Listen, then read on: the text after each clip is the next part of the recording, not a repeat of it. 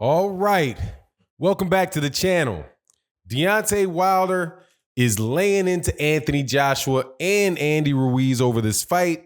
I want to talk about that, but also I want to talk about a very, very curious trend that I've noticed with Anthony Joshua and Deontay Wilder and all the stuff around this fight, which is these guys trying to sell success as a measure of greatness and financial success as a measure of greatness, and the appearance of financial failure as making somebody not necessarily be a very good fighter, and this false equivalent that we continue to see pushed. And this fight right here, and a lot of reactions that we got from this fight, it was very interesting seeing as what just happened with Deontay Wilder last week. We'll talk about that in this video.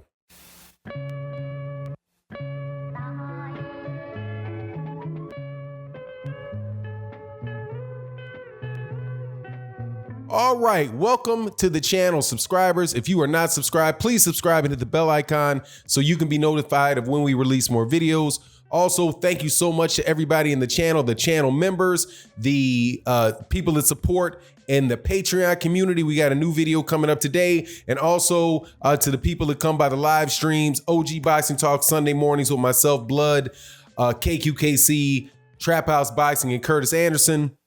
Now let's get into this.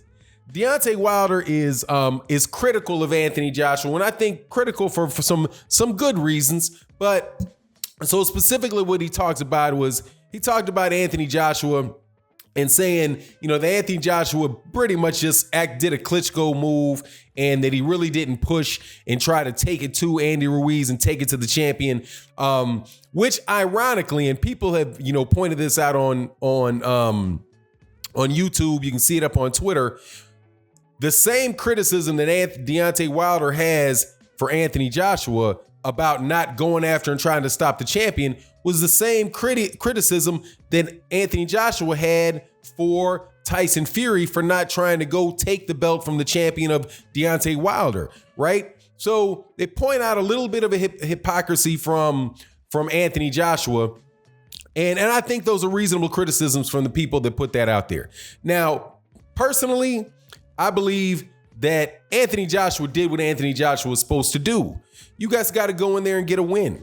And his team put a good game plan together, and they executed that game plan. Andy Ruiz's team weren't able to convince their fighter that he needed to stay in shape to get prepared for the fight. And then it didn't seem as if they really had a game plan to deal with Anthony Joshua's adjustments. And Andy Ruiz himself had said that he expected the same Anthony Joshua that he had last time, that he was going to be able to hit him, he was going to be able to stop him. Now, truth be told, every time Andy Ruiz hit Anthony Joshua, to me, it looked like he rocked Anthony Joshua several times, but still, Anthony Joshua did what Anthony Joshua was supposed to do. I don't have no problem with how Anthony Joshua fought. Now, I don't think that's going to carry well to necessarily to other fighters, and he still has a suspect chin, but I just I don't really find any fault in what he did. Now, the criticisms Deontay Wilder had of Andy Ruiz, I think those are very solid criticisms. I think that's a criticism that pretty much everybody has. It's like, man, you got what you wanted. You probably didn't expect it, right? He probably didn't expect to have, all three of the major championship belts, on his shoulders. Maybe 2 months before that fight happened. He got a lot of money thrown at him. He got a lot of people asking for appearances. He's riding around in limos. He's living the life, being able to treat his friends, right? And the guy just blew up to a weight that honestly he'd been at earlier in his career. But if you're going to be fighting at the top level and being very, very interested in being a champion, you got to show discipline. And Andy Ruiz didn't show discipline. He also didn't show the ability to cut off the ring. All of those are very, very solid criticisms. But in my opinion, even if he had done that, he still might not have been able to beat that style that Anthony Joshua brought, which was that jab, grab, move, and hold. Okay, so I mean, it is what it is. Anthony Joshua, we're not back to square one. Anthony Joshua still, aside from all this other stuff that people are talking about, the great performance that he had, and selling, and all the selling of this fight that's going to be going on, and there's already start going on. And Anthony Joshua's already had a pound of flesh taken up out of him. Okay, you cannot get knocked out. All right, so the question marks that were there about Anthony Joshua being able to take a punch are still there. He looked like he got wobbled against Andy Ruiz, but look, it is what it is. He got by it. He got his belts back. I expect to see him. I don't expect to see unification happen in the heavyweight division at all. No way, no chance. But this is what I find interesting. In lieu of Anthony Joshua fighting Deontay Wilder for the unified championship of the world, right? Or in lieu of him fighting Tyson Fury to see who the number one British heavyweight is, Anthony Joshua is going to go fight, probably drop a belt. He's either going to drop the WBO or drop the IBF, right? Eddie Hearn said that before the fight was made. But what they're going to do there, and it's already started happening, is they're going to sell this idea of huge success and huge numbers being the measure of greatness for Anthony Joshua. So, for example, the pay-per-view numbers in the UK, within less than 24 hours after this fight, there were pay-per-view numbers, rumored pay-per-view numbers released of 1.6 million pay-per-view buys. Now, I watch pay-per-view numbers pretty closely. For the AJ fight, for the Deontay Wilder fights, for all of these fights that come on pay-per-view, because I'm familiar with and have been addressing all of this. Hey, we're the biggest, we're the best in the world because look at how many people watch us fight. Okay? Look at how many people buy tickets to the fight. Look at how many people buy pay-per-views. That tells you who the best fighter is. Or it enables people to say, we're doing all this money, we're making all this money, we don't have to fight that guy.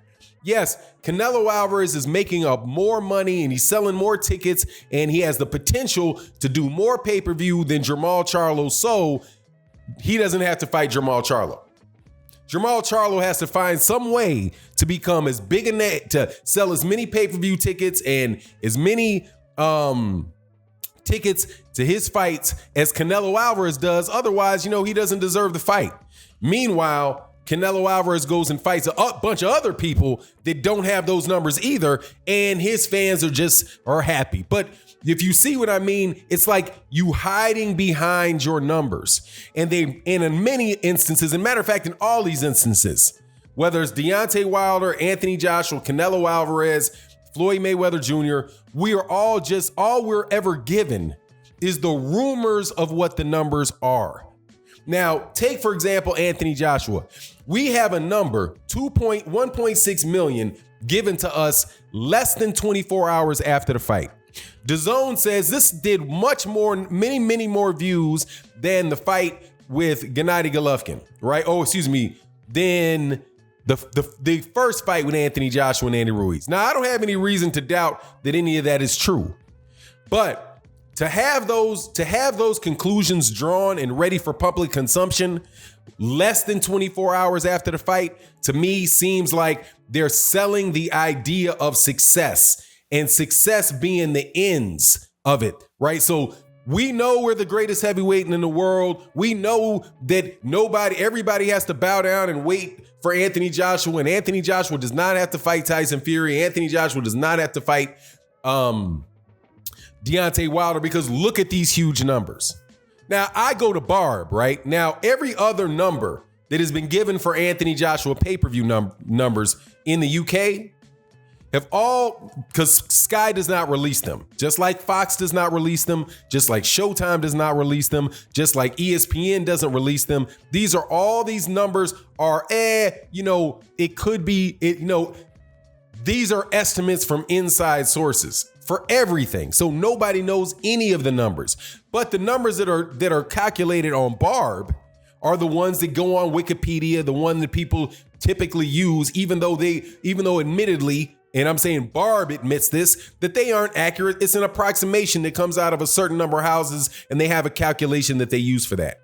Those numbers haven't come out yet. The typical way that you get AJ numbers are the ones, and they usually take a week. They don't usually take the day, that day. They usually take a week. But because of this fight and the importance of selling Anthony Joshua and the idea that Anthony Joshua was just tremendously successful, the numbers come out right away. So now we have the full picture. He's the greatest champion. He's Ali-like. He's master. He's he put on a master class performance. He broke all the pay-per-view records in the UK, and there we go. So keep your eyes on that. And let's not talk about the fact that this guy more than likely is about to drop these belts, and that the WBO already said, nope, no rematch with Andy Ruiz, no unification with Deontay Wilder or a fight with Tyson Fury. You got to fight Alexander Usyk next. And the IBF says, hey, you got to fight Pulev next. And he can't do both. So one of those belts go bye-bye, and so does the undisputed championship of the world.